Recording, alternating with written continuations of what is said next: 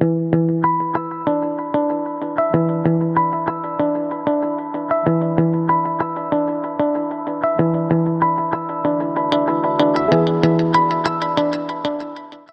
à tous et bienvenue dans cette interview du blog de Marketing Immobilier pour les pros. Aujourd'hui, on va discuter avec Hervé Parent. Donc Hervé est notre père spirituel un peu en matière de marketing immobilier en France. Merci. Auteur ou co-auteur du livre Marketing Immobilier, donc sorti en 2010 et dont une nouvelle version mise à jour est sortie il y a à peine... Elle est dans les rayons depuis juillet. Depuis juillet, voilà. Et depuis l'année dernière, donc fondateur du Salon Rent, et donc on va en parler en deuxième partie. Est-ce que tu veux compléter un petit peu ton parcours pour démarrer, nous expliquer un petit peu comment tu en es arrivé à ce sujet qui est quand même un sujet de niche? C'est un sujet de niche, mais moi j'ai toujours fait du marketing dans des secteurs variés, et je suis arrivé dans l'immobilier en 95, dans l'immobilier d'entreprise, pour y faire du marketing. Et je suis toujours resté sur ce positionnement, puisqu'on parle marketing, même si je l'ai appliqué dans l'immobilier d'entreprise, dans le logement social et dans l'immobilier résidentiel.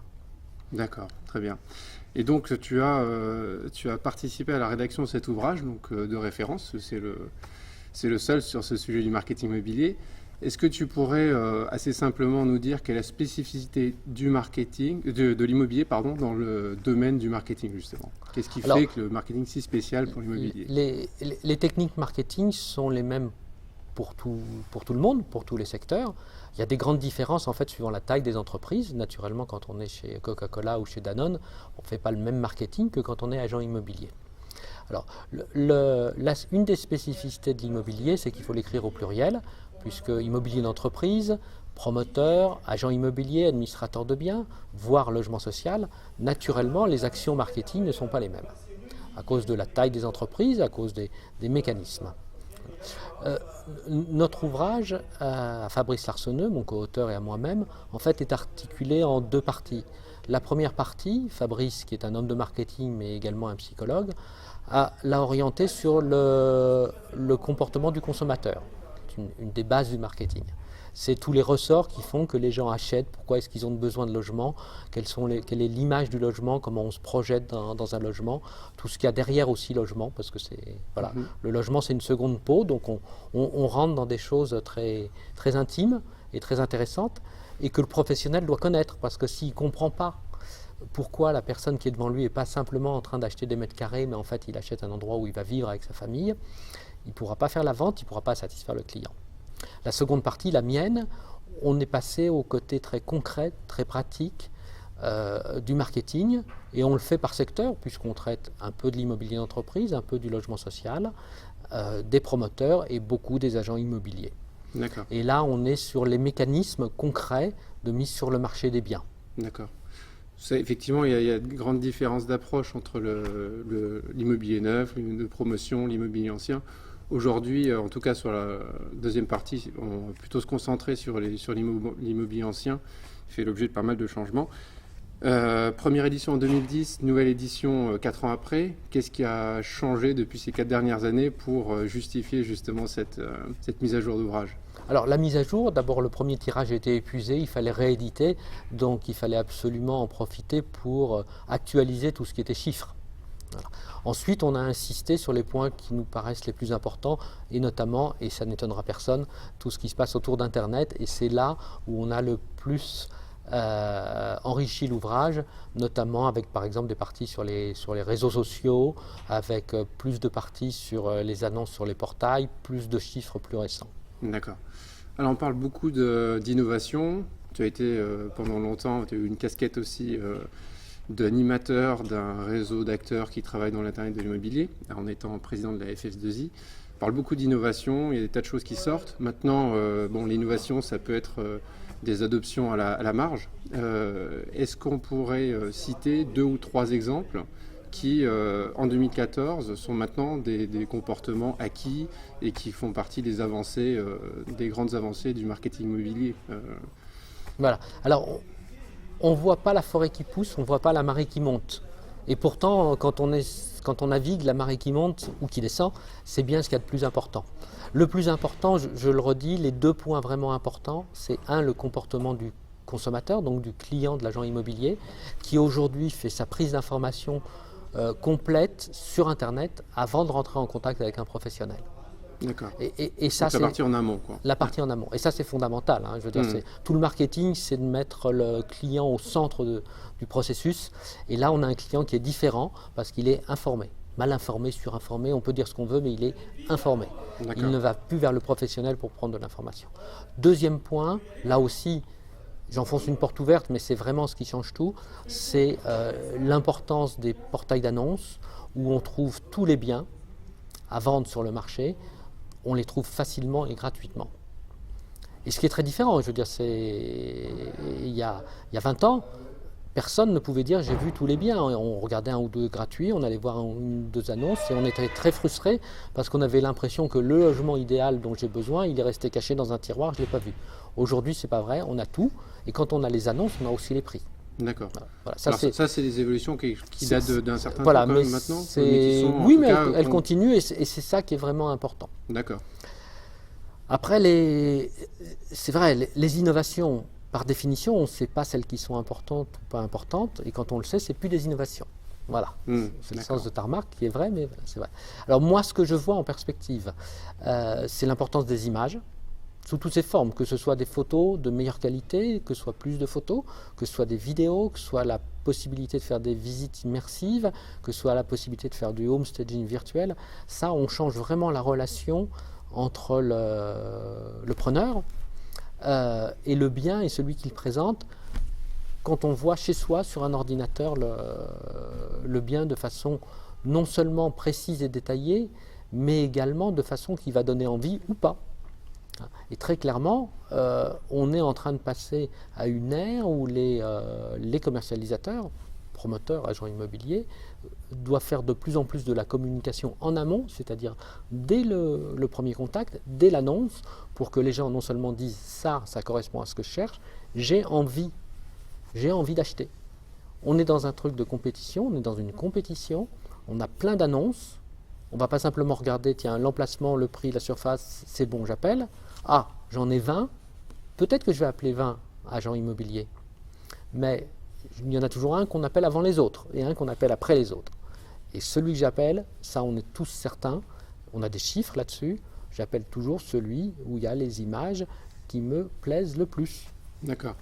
Donc on a bien compris que c'est maintenant acquis qu'en recherche, en aval, en fait, les portails sont la porte d'entrée et drainent toutes les démarches, en tout cas les débuts des démarches d'acquisition.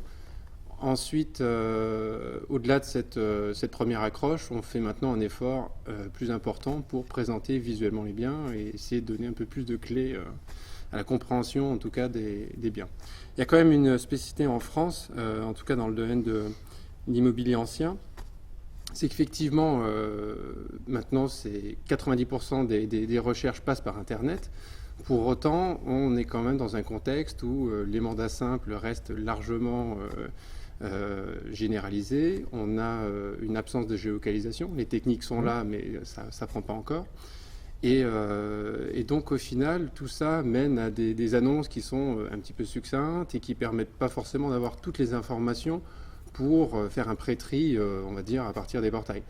Donc on se retrouve quand même dans une démarche de contact d'un agent, ce qui mène à des approches un peu cloisonnées, parce que finalement, il faut avoir un contact avec un agent pour essayer de comprendre réellement ce qui se passe, où est-ce qu'est situé exactement un bien, pour pouvoir calculer ses temps de trajet, ses proximités par rapport à des écoles.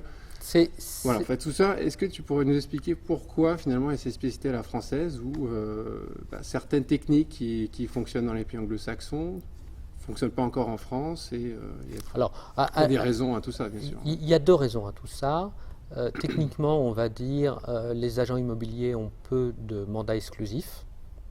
Alors, ils en ont de plus en plus. Ils en ont peu. Et si mon mandat n'est pas exclusif, il se peut très bien que si je donne trop d'informations, le client peut aller voir soit un autre agent en disant fais-moi visiter ça, ou il peut aller voir directement le propriétaire. C'est une grande peur. Okay. Je pense que ça va bouger parce qu'il y aura de plus en plus de mandats exclusifs. Il y a aussi une autre peur parce que très longtemps dans le métier, l'idée de donner l'adresse était un tabou. y compris par exemple pour la location, quand l'administrateur de biens a par définition un mandat exclusif et personne ne va essayer d'aller voir directement le propriétaire. Pendant très longtemps, on n'a pas donné l'adresse parce qu'on disait ça ne se fait pas, point. Voilà. Aujourd'hui, les administrateurs de biens ont compris que quand ils faisaient des annonces détaillées et qu'ils donnaient l'adresse, alors ils avaient beaucoup moins de coups de fil de curieux, ils avaient que des leads qualifiés, que des gens qui avaient dit je sais où c'est exactement, ça me convient et voilà, je suis qualifié. Donc tout ça change. On voit aussi des agents immobiliers qui donnent l'adresse, soit en prenant le risque, soit parce qu'ils ont un mandat exclusif. On voit aussi, et c'est une des réponses aux besoins du client qui a besoin de connaître le quartier, on indique où se situe le bien, mais sur un territoire, sur une zone, dans un quartier. Donc on sait qu'on est autour de pas très loin de l'église. Okay. Et ça suffit largement d'ailleurs pour savoir quel est le lycée dont on dépend, est-ce que la gare est loin ou pas loin, etc. C'est pas aussi bien que quand on a l'adresse et qu'on peut faire une visite avec Street View, mais ça répond quand même à beaucoup de... Oui, c'est déjà une première précision sur la localisation. Maintenant, dans le cadre des mandats exclusifs, on constate quand même que, alors que normalement les agents sont bordés, que l'adresse n'est pas encore diffusée.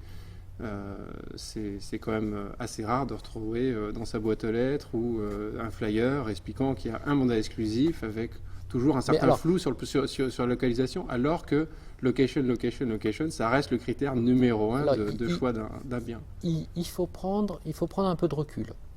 En fait, il y a deux écoles. Et moi, je ne me prononce pas si l'une est meilleure que l'autre et s'il y en a une qui va disparaître ou pas.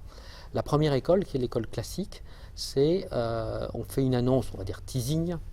Donc, je donne peu d'informations, mais je donne envie au client de venir jusqu'à l'agence. Et là, je vais parler avec lui, on appelle ça une visite découverte pour connaître ses besoins, et je vais lui présenter le bien qu'il a vu, mais aussi d'autres biens. Et in fine, c'est ce que disent les agents immobiliers qui pratiquent ces méthodes, in fine, 3 fois sur 4, le client achète un autre bien que celui pour lequel il était venu. Première école, qui a fonctionné et qui fonctionne encore beaucoup. Deuxième école, au contraire, je dis j'ai trop de contacts, trop de gens. Moi, ce que je veux, c'est simplement des contacts très qualifiés. Quand les gens m'appellent, ils savent tout du bien, ils savent beaucoup de choses, et ils viennent simplement pour valider un certain nombre de choses et acheter. On n'est plus dans un processus où quelqu'un vend, on est dans un processus où quelqu'un achète. Cette deuxième démarche correspond beaucoup plus à l'esprit d'Internet. Et au modèle anglo-saxon un petit peu. Au modèle, mais surtout le point important, ce qui a changé, c'est l'esprit Internet. Oui. Parce qu'effectivement, avant, quand je voulais acheter un frigidaire ou un appareil photo, j'allais chez Darty ou à la Fnac, je demandais à un vendeur conseil qui me présentait plein de choses et qui finissait par me vendre le frigidaire ou l'appareil photo sur lequel il avait la plus grosse commission. Aujourd'hui, c'est pas ça. C'est les gens vont sur Internet, ils regardent les forums, les machins, ils font des comparatifs et ils arrivent à la Fnac et ils disent je veux ça, ils le prennent et ils s'en vont. Voilà. Alors, est-ce que l'immobilier va aller vers ça? Moi, je ne sais pas. Je dis aujourd'hui, les deux écoles existent, les deux chemins sont ouverts, à chacun de voir quel est le chemin, chaque agent immobilier, voir quel chemin il a envie de parcourir. D'accord. Alors le second modèle, en tout cas, a émergé avec Internet. C'est des pratiques qu'on retrouve dans les pays anglo-saxons. Donc toi, tu ne fais pas de pronostic sur le fait que le modèle français va potentiellement dériver, en tout cas, sur un modèle un peu à l'anglo-saxonne. Bien évidemment, c'est en conservant les spécificités du contexte français, mais est-ce que tu penses qu'on va aller vers ce chemin-là, avec donc continuer à augmenter la proportion de mandats exclusifs, et donc derrière, peut-être moins de crainte à délivrer de l'information en amont et à se retrouver à accompagner le client, mais peut-être un peu différemment, quoi. Alors, il ne faut pas oublier qu'il y a toujours un sous-jacent fort qui est le marché. Le marché est parfois offreur, il y a beaucoup de biens et pas beaucoup de clients, ou demandeur, il n'y a pas beaucoup de biens et beaucoup de clients. Et naturellement, les processus de commercialisation ne sont pas les mêmes du tout. Des choses qui fonctionnent très bien quand le marché est demandeur. Donc, la location à Paris, il y a 5 ans, franchement, il n'y avait pas besoin de faire du marketing. On mettait un petit papier sur la vitrine de l'agence T3 à louer, rendez-vous samedi matin à 10h, et à 11h, l'appartement était loué. Voilà. Bon, ok, d'accord. Aujourd'hui, c'est moins le cas, notamment pour la transaction. Et à partir du moment où le marché est offreur, on est obligé d'avoir des techniques de commercialisation plus performantes, plus sophistiquées. Et notamment, je crois beaucoup moi, au mandat exclusif. Maintenant, le mandat exclusif, c'est difficile à obtenir de la part des clients. Voilà. C'est difficile ça qui... Il faut pouvoir justifier un certain contenu pour obtenir un mandat exclusif. C'est-à-dire qu'on ne peut pas il faut demander de ce qu'on fait, etc. D'avoir la confiance de quelqu'un. Il y a beaucoup de la relation personnelle. Convaincre les gens. Voilà. Moi, je vais y arriver là où les autres n'ont pas réussi. Alors, ce qu'on se trouve aussi en France, c'est le fait que, alors je ne connais pas les chiffres exacts, mais je crois que 40% des biens sont encore vendus en direct par les particuliers eux-mêmes. Proportion qui, dans le temps, a tendance à se réduire un peu, mais finalement qui reste encore très importante. Est-ce qu'on peut attendre de ce côté-là, par exemple, un certain changement avec des acteurs comme Imoneo qui finalement se retrouvent comme une sorte de coach à la vente pour les particuliers? Est-ce que c'est eux qui vont inciter les agents à faire un certain pas et évoluer?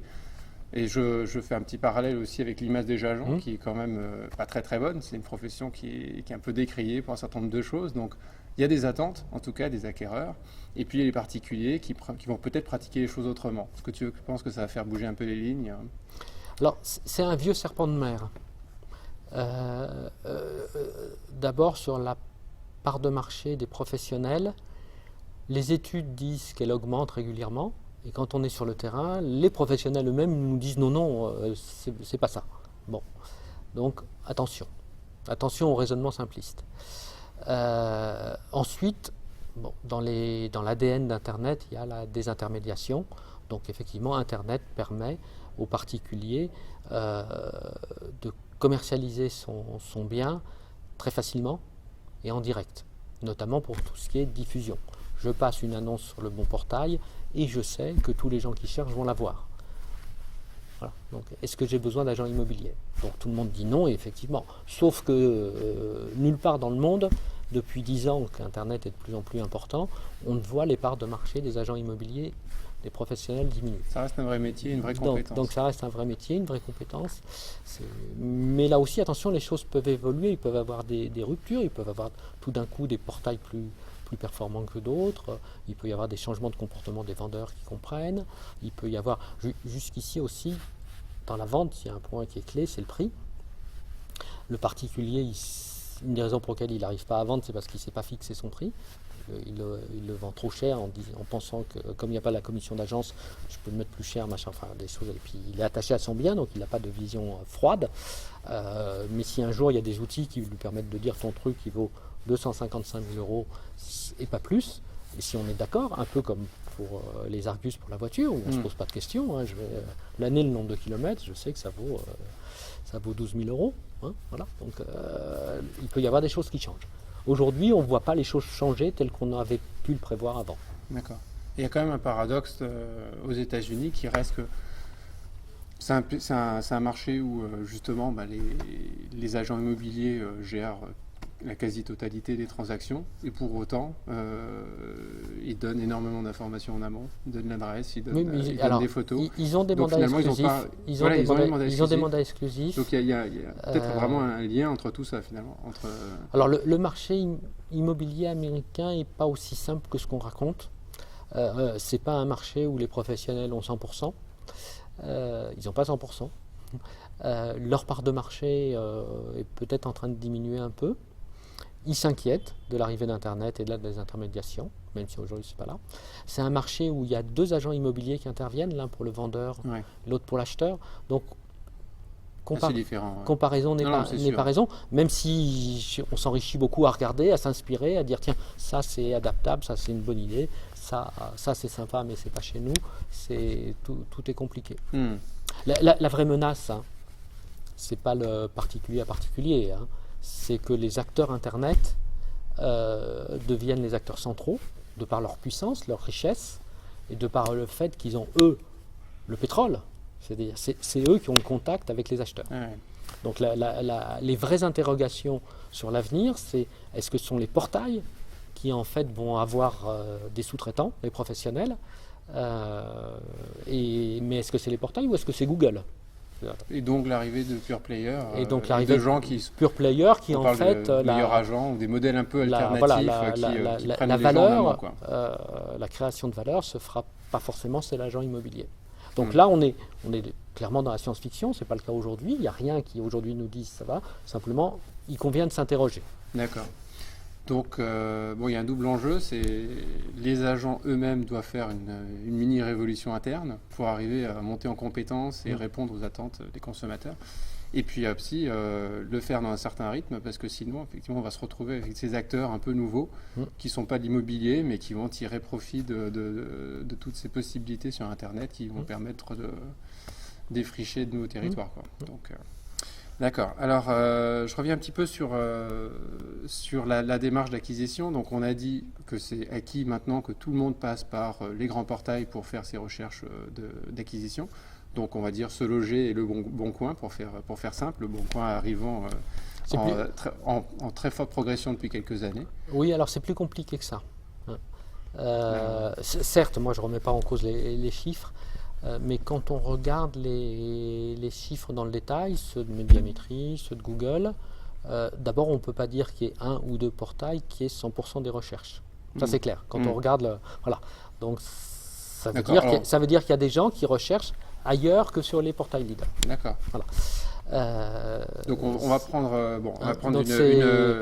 un panier de moteurs de recherche. Effectivement, de toute façon, les lignes ont bougé effectivement dans les dernières années. Mais en tout cas, la démarche reste quand même de passer par un portail en premier. Ma question. Alors on sait jamais si c'est en premier. Là aussi, moi je fais partie des gens qui, il y a maintenant 10 ans, j'ai dit comme ça, c'est quelque chose que j'aime pas faire, mais à titre pédagogique, j'ai dit 80% des recherches passent par Internet. J'ai jamais dit en premier. Ça a été repris partout. Et c'est que depuis 2-3 ans qu'on commence à avoir des vrais chiffres qui valident ça. D'accord. Par contre, moi je suis persuadé que toutes les recherches passent par Internet, sauf les exceptions exceptionnelles. Par contre, c'est pas forcément en premier.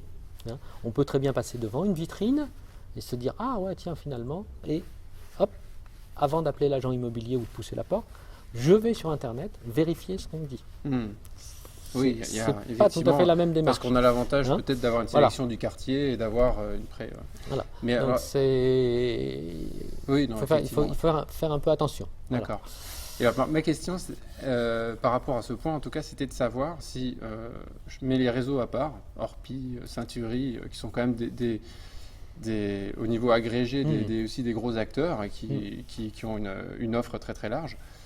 Je parle des petites agences. Est-ce que ça a encore du sens aujourd'hui, ou est-ce qu'il y a encore une carte à jouer pour une petite agence d'avoir un site internet, et finalement, est-ce qu'elle va réussir à tirer son épingle du jeu, sachant que, bon, mécaniquement, elle va avoir une petite trentaine, quarantaine de biens peut-être à vendre, dans le meilleur des cas, et que finalement, l'acheteur, ce qu'il veut, c'est pouvoir comparer, c'est avoir une certaine forme d'exhaustivité. Donc, comment tirer cette carte à jouer? Est-ce qu'on peut imaginer une approche sur Internet pour un petit acteur comme ça local, peut-être différente que juste finalement lister les biens comme peut le faire un portail avec moins de choix, quoi. Alors, j'ai souvent dit et écrit qu'on peut très bien être un professionnel de l'immobilier sans site Internet, puisque si on diffuse les annonces sur les portails, en fait, on va capter toute la demande. Pour autant, il est clair que toutes les agences ont et doivent avoir un site Internet. Par contre, ça mérite une vraie réflexion stratégique, c'est quel est le rôle des portails, quel est le rôle de mon site. Alors, en étant simple, parce que naturellement la stratégie est bonne que quand elle est adaptée aux problèmes ponctuels, aux spécificités, et l'agence de tel endroit n'a pas les mêmes problèmes et pas les mêmes objectifs que tel autre. En étant simple, on dit les portails, c'est fait pour créer des contacts, le site de l'agence, c'est fait pour rassurer. Ah, j'ai vu une annonce sur un portail, je vais voir l'agence, je regarde les autres biens, je regarde qui il est, etc. Je fais une visite et je retourne sur le site de l'agence pour en savoir un peu plus sur le bien et un peu plus sur l'agence. Voilà, donc c'est ça. Il y a aussi un enjeu d'image, c'est-à-dire que c'est un agent immobilier qui essaye de prendre un mandat et qui dit j'ai pas de site internet, il va manquer un peu de crédibilité. D'accord. Alors donc il y a une présence à minima qui est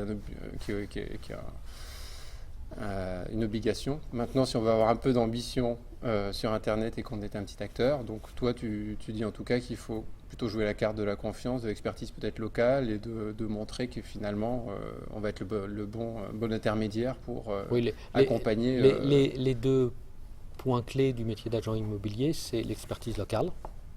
Et effectivement, l'argument, même si ce n'est pas dit comme ça, c'est je suis agent immobilier ici depuis 20 ans, donc je connais très bien. Et c'est un vrai argument. Oui, oui. Et c'est vrai, et c'est important, c'est vraiment un point clé.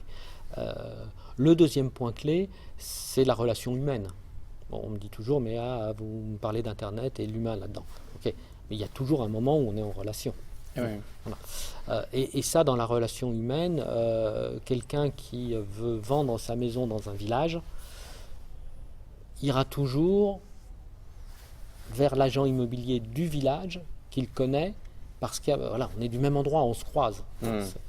J'ai un ami qui a ouvert une franchise un jour en province, qui était un Parisien, et il a laissé tomber. Il m'a dit, c'est très simple, je ne peux pas avoir de mandat, parce que tous les vendeurs, en fait, ont été à l'école, au collège, au lycée, au golf, ou je ne sais pas trop quoi, ou au foot, avec mon concurrent. Et donc, forcément, une relation qui s'est créée. Il donne toujours le mandat à l'autre. D'accord. Bon, on va terminer cette première partie sur le marketing, juste pour expliquer un peu ce que pourrait être la journée type d'un agent immobilier au goût du jour de ces nouvelles pratiques marketing. Comment tu vois un peu les choses? Avant, bon, il faisait beaucoup de travail de terrain, voilà. Est-ce que maintenant, l'agent d'aujourd'hui, qui a de voir plusieurs casquettes, un peu comment tu décrirais sa journée? Alors, je pense que demain, il passera plus à son agence. Voilà. Les outils de mobilité, les smartphones, les tablettes, les PC très légers, etc., le fait qu'on soit connecté à Internet partout, sans pas besoin de fil, etc., fait que, objectivement, ce n'est pas la peine d'aller jusqu'à l'agence. Il a toutes les données dont il a besoin, son logiciel accessible directement sur sa tablette. Donc, un gain fort de productivité. Maintenant, comme tout le monde, je pense qu'il commencera le matin par regarder les mails qui sont arrivés, par regarder un certain nombre de choses, les annonces qui ont été publiées. Et puis ensuite, après, voilà, c'est les rendez-vous ou c'est la prospection. La prospection, ça reste pour beaucoup physique. Hein, c'est aller voir les gens physiquement, taper à leur porte, etc. Un travail de réseautage local. Ouais.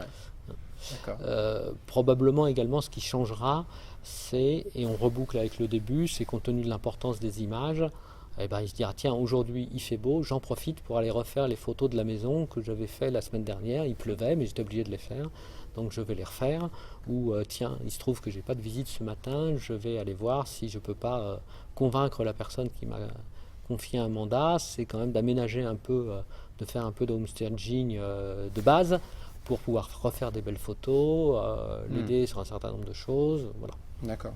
Donc il va jouer un peu Enfin, il va en tout cas mettre en pratique ces nouvelles tendances autour du marketing. Parfait.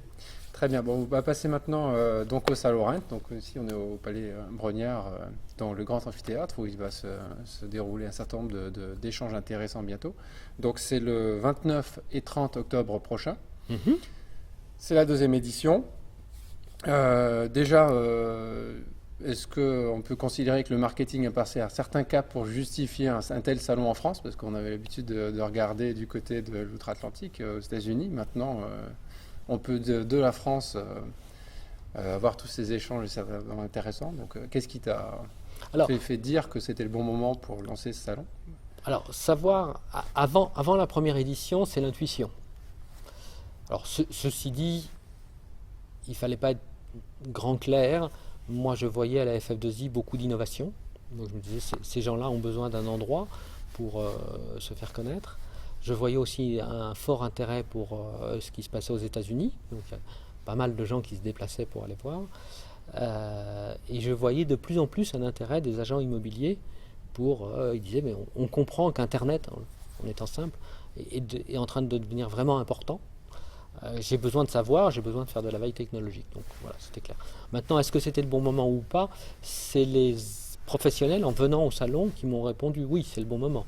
Et je me rappelle quand même la grande surprise que j'ai eue pour la conférence inaugurale l'an dernier, où dans cette salle, elle était quasiment pleine pour écouter un jeune Américain, 30 ans, qui leur parlait des réseaux sociaux en anglais, et les gens étaient là, pleins, ils étaient intéressés, ce que personne n'imaginait.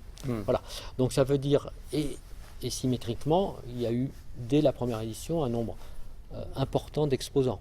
Donc les deux parties ont répondu oui, c'est le moment, il y avait un manque, ce salon répond à ce manque. D'accord. Donc bilan de la première édition. On Bilan parle de combien de 1000 d'exposants? 1000 inscrits, 50 exposants. D'accord. Pour Donc, faire des ordres de grandeur. d'accord. Et donc ces inscrits sont des directeurs marketing de réseau? Est-ce qu'il y a même des petits agents des petits agents, je veux dire, pas forcément Alors sans jugement de valeur, mais des d'abord, nous indépendants. adressons toutes les professions. Agents immobiliers, administrateurs de biens, promoteurs et professionnels de l'immobilier d'entreprise. D'accord. Ouais. Pour ce qui est des agents immobiliers, il y a à la fois effectivement, tous les réseaux sont venus, beaucoup se sont exprimés et ils sont tous venus voir ce qui se passait au salon, écouter les conférences. Ensuite, il y a beaucoup d'agents qui viennent de loin. On m'a dit, bon, ton truc c'est à Paris, tu auras les Parisiens. Okay. Les premiers qui sont inscrits, c'est des Corses et des Guadeloupéens. Ah oui, Guadeloupe, quand même. Oui, Ça, c'est oui, quand voilà. même. Et il y a beaucoup de petits agents. La taille n'est pas le point clé. Le point clé, c'est la compréhension du fait que ces nouvelles techniques, il faut les connaître. D'accord. Parfait. Alors, quels vont être les grands moments forts de cette deuxième édition? Tu peux nous parler un peu des speakers, enfin tous les conférenciers, est-ce qu'il y a des conférenciers un peu de taille qu'on pourra, ou cas de gens intéressants à écouter? Si je dis que certains sont intéressants et pas d'autres, je vais en vexer quelques-uns. Bon. Non, mais tu parlais du jeune américain de 30 ans. Alors, voilà. Donc on aura effectivement plusieurs conférenciers américains qui vont venir. On aura, parce que là, je pense que je vexerai personne, Google va venir. Donc ça c'est un point important. On a également Adobe qui va venir puisqu'ils ont racheté Neolan, un acheteur français, et sur la génération de leads et sur l'emailing, qui est un autre outil. On parle beaucoup du web, mais l'emailing c'est important. C'est quand même des gens tout à fait au fait de ce qu'il faut faire et qui connaissent l'immobilier. On a des conférences assez pointues. On a des conférences, j'allais dire, plus stratégiques, politiques, mais on a des conférences pointues. Celle qui me vient à l'esprit, on en a une sur le CRM, qui est à la fois les aspects, mais c'est des aspects techniques intéressants, utiles tout de suite. Tout de suite, et puis on a des choses plus ludiques, j'espère, mais j'en suis sûr. On a une société américaine qui vient faire un panel marketing. Panel marketing, ça veut dire qu'il y a un expert qui interroge les consommateurs réunis ensemble. Là, les consommateurs vont parler de comment je cherche mon logement sur Internet. Donc en soi, c'est vraiment intéressant pour tout le monde, qu'on soit portail, qu'on soit agent immobilier, qu'on soit réseau. Et là, ça sera en public. Voilà. Alors cette société qui est en Californie, elle le fait aux États-Unis très souvent dans les conventions des réseaux. Donc ils maîtrisent ça. Donc là, voilà. Il y a un peu une inconnue puisqu'on ne l'a jamais fait. Donc, on va voir comment ça se passe, mais ça sera sûrement intéressant. D'accord, très bien. Donc on peut s'inscrire dès maintenant. Donc il y a un site, il y a un site du salon qui s'appelle donc www.rent-2014.fr. D'accord. Et là il y a toutes les informations, le programme des conférences, la liste des exposants et bien sûr un ou plutôt plein de boutons inscription. D'accord, avec la liste des conférences. Des conférences auxquelles il faut s'inscrire. Voilà, Est-ce qu'on peut imaginer qu'à l'avenir, les prochaines éditions seraient également diffusées en streaming, comme le fait le web par exemple, qui finalement se retrouve physiquement un endroit de réseautage, mais confidentiel de gens sur place, et puis par contre suivi par 10 fois plus de gens virtuellement? Est-ce que ça pourrait s'envisager pour tous ces petits acteurs qui sont partout? Et ce qu'on a fait l'an dernier, et qu'on va systématiser cette année, toutes les conférences vont être filmées, et elles seront mises en ligne, mais plus tard. Un mois et demi après. D'accord, parfait. Bon, c'est déjà très bien, ça permet à tout le monde d'en profiter. Gratuitement? Oui, gratuitement. Très bien, écoute, merci beaucoup merci. Hervé. Est-ce que tu as quelque chose à rajouter? C'est parfait. Bon, je crois qu'il y a un tarif progressif sur l'inscription, donc il vaut mieux pas trop tarder pour profiter des bons tarifs. Et puis voilà, on espère qu'en tout cas les échanges seront intéressants et ça sera certainement passionnant. Merci beaucoup. Merci Hervé. beaucoup.